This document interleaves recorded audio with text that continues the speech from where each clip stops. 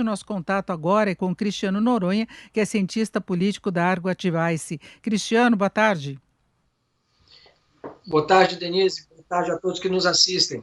Bom, chegamos à véspera aí do 7 de setembro. Eu queria saber se nos últimos dias houve mudança na sua expectativa. Nós tivemos hoje, inclusive, a divulgação de uma carta de um grupo de 158 políticos e ativistas de esquerda de 27 países. Isso inclui parlamentares, ex-presidentes. É uma carta aberta em que eles alertam para o risco de uma insurreição, de riscos à democracia brasileira. E a gente tem visto uma preocupação também do empresariado, tem uma certa divisão em relação a posicionamentos e preocupação também do mercado financeiro com relação a esses embates aí entre o Executivo e o Supremo Tribunal Federal e o quanto que isso pode pesar, né, do ponto de vista político, do ponto de vista de decisões do Congresso, de andamento da economia brasileira. Eu queria saber a sua expectativa, Cristiano.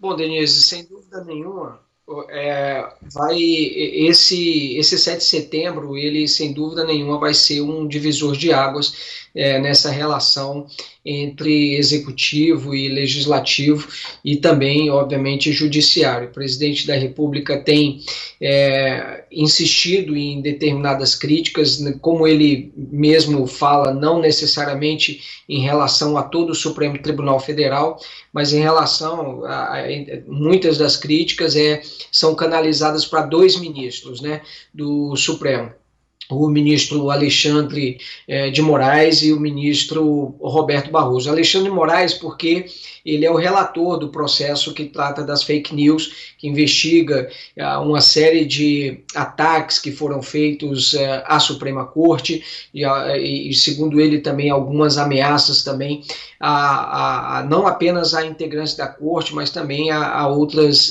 instituições.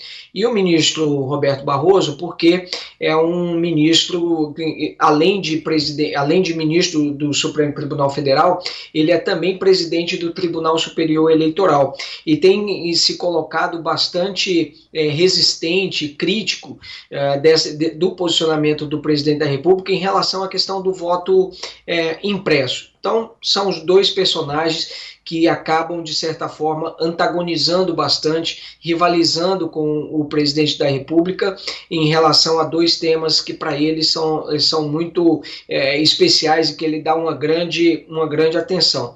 Os agentes econômicos estão preocupados, estão achando que, observando isso tudo com muita cautela, porque a depender desse tipo do que saia, do que a gente tenha nessas manifestações, o nível de tensão entre os poderes pode aumentar ou eventualmente até perder também um pouco de vitalidade. Então, óbvio que numa manifestação muito cheia, repleta de pessoas, e dependendo do nível da crítica, daquilo que o presidente fale, está previsto ali participação dele tanto em São Paulo quanto em Brasília, né? E isso eventualmente pode resultar num nível de atrito maior.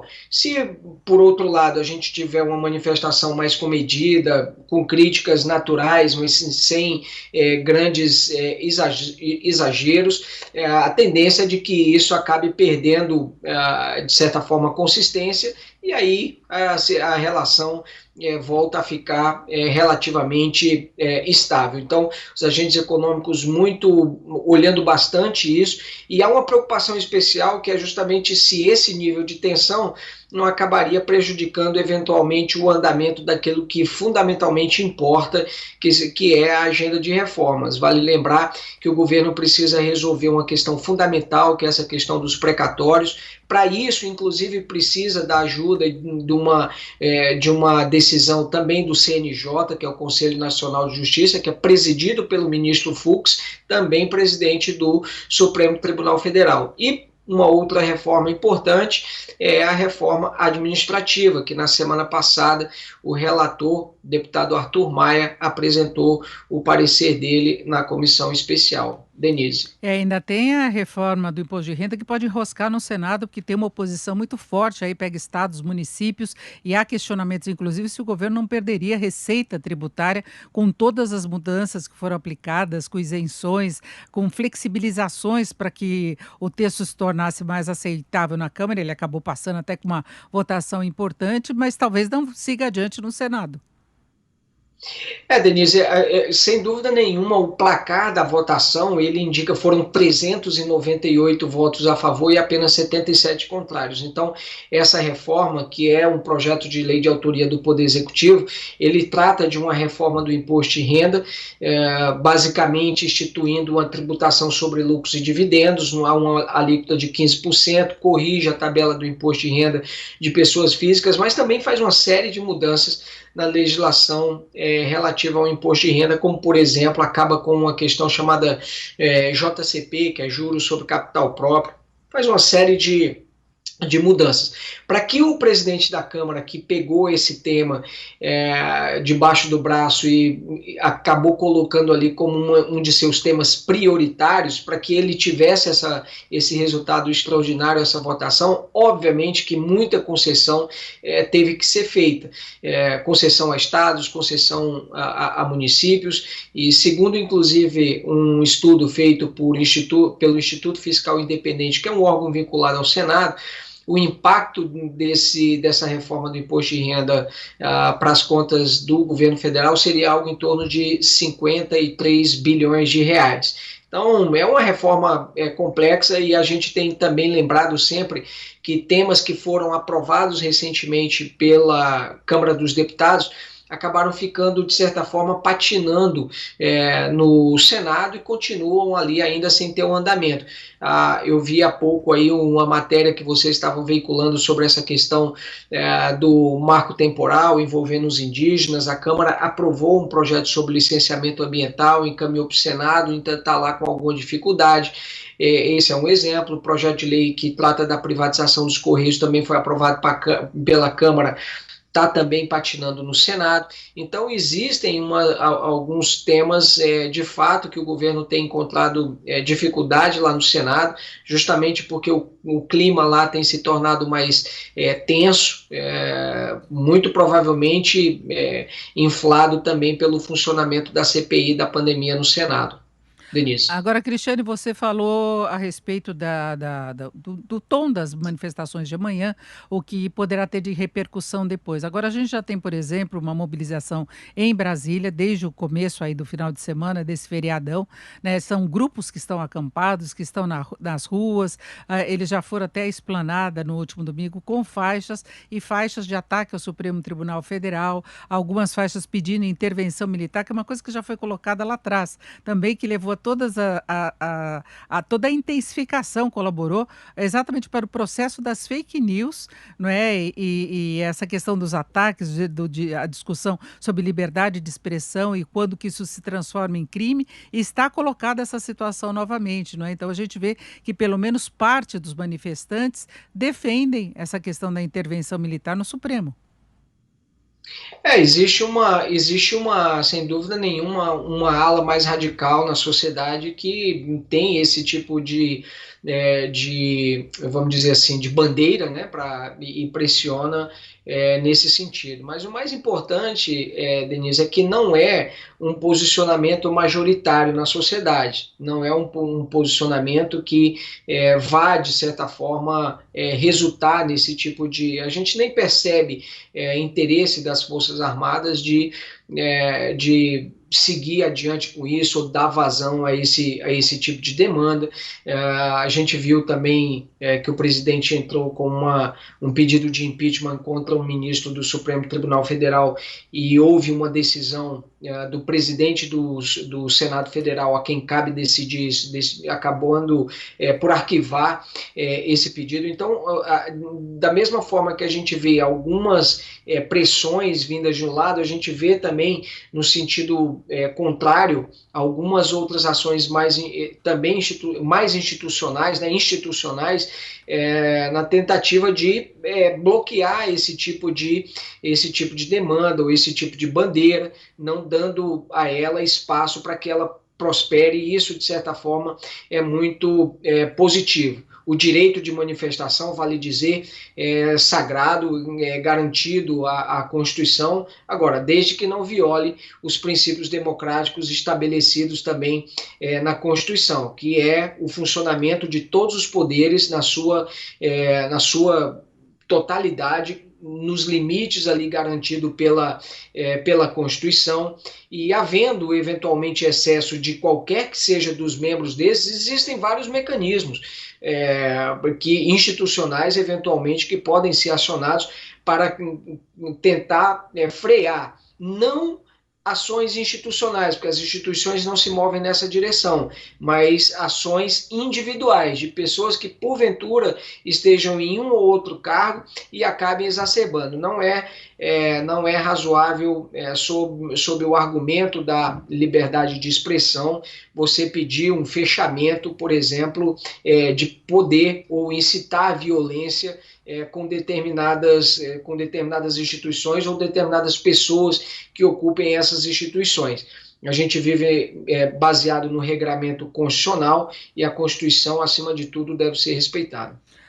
Agora, Cristiano, fica a dúvida também com relação à adesão de determinados grupos que trazem uma preocupação maior. A gente já recebeu várias declarações, comunicados aí de entidades ligadas aos caminhoneiros, dizendo que eles não endossam as manifestações políticas, inclusive aproveitaram para colocar as pautas específicas do setor, mas nós temos algumas lideranças que defendem uma participação maior, não é? E nós tivemos, por exemplo, o Zé Trovão, que teve a prisão dele decretada na última sexta-feira, que ele, através das redes sociais, desafiou o ministro Alexandre de Moraes a vir prendê-lo aqui na Paulista, que ele disse que estará aqui amanhã em cima de algum caminhão participando, e ele defende uma mobilização maior dos caminhoneiros. Por outro lado, há uma preocupação dos governadores, de modo geral, com a participação da PM. Não é? Eles estão mobilizando toda a força da polícia para garantir segurança nas manifestações, mas, ao mesmo tempo, tem essa possibilidade de participação, inclusive a paisana, né? Se terá todo um cuidado para as pessoas não chegarem armadas